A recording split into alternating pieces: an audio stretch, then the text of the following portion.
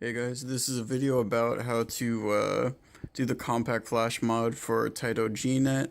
I'll do an overview about the hardware in another video, which I really like this hardware so far, but I'll show you first the hardware you need to set up the compact flash mod, and then I'll show later in the video how to do it, how to set up the software.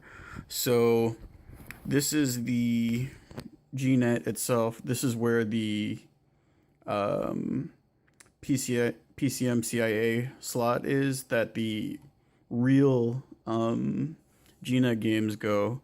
The thing is, those games usually go from $100 to like $300. So what you need to do the compact flash mod is a PCMCIA to compact flash adapter, the G-net mod BIOS, which you can burn. It's a M27C800 EEPROM. Then you need some kind of jumper. You can just use an alligator clip if you don't have the right jumper, but it's just like a standard 0.1 inch spacing jumper between two pins. And then you need CF cards. I found that none of my 32 meg or smaller cards work, even though the games might be smaller than 32 megs. So only 64 and above work. I haven't registered the software yet to get the latest software, which supposedly has better card support. But so far, all my 64 meg SanDisk compact flash cards work. So what you do is, first things first, you have to mod the BIOS. So you take your burned BIOS and it goes, I won't put it in all the way, but that's where the slot is for the BIOS. Usually it's just empty because it's already flashed, the BIOS. And then you take whatever jumper you're going to use, and then you use jumper 1, JP1, which is right here. And then you just boot up the motherboard again, and then it'll show a progress bar, and I think it's in Japanese, but it just says do not turn off the system. So then it will go through the progress bar, and then after that your BIOS is flashed to the mod BIOS. So then you turn the cab off, take the jumper off, and then remove the mod BIOS. Then you take the PCMCIA adapter and put it in the slot there.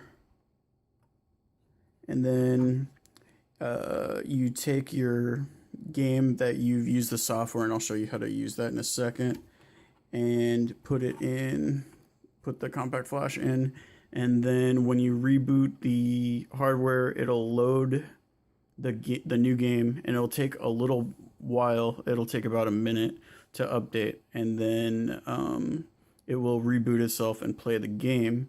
So then from then on, all you need is to put in a new compact flash card on boot up, and it will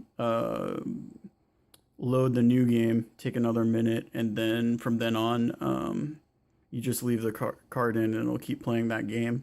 So I'll show you guys how to load the software now.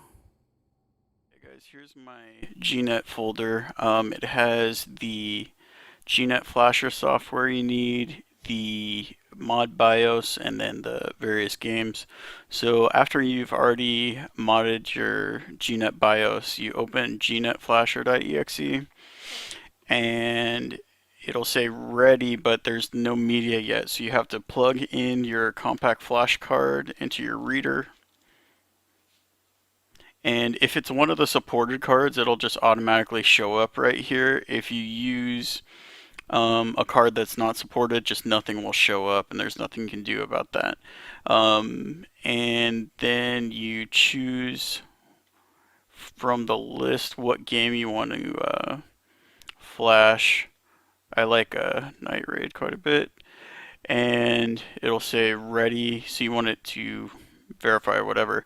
This area code thing, you can change the region of the game, but not every game has a world or USA mode. So some of them only have Japanese mode. Actually, most of them, in my experience, only have. I'm going to make a complete chart and I'll post it later of which games support USA or world, but most of them don't.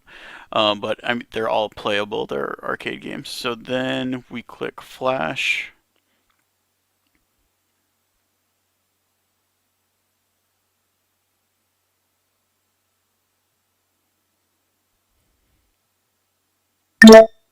There we go, really quick. And now you take this compact flash card, put it in the adapter, and boot the G-net, and then it will update to that game. That's all you have to do.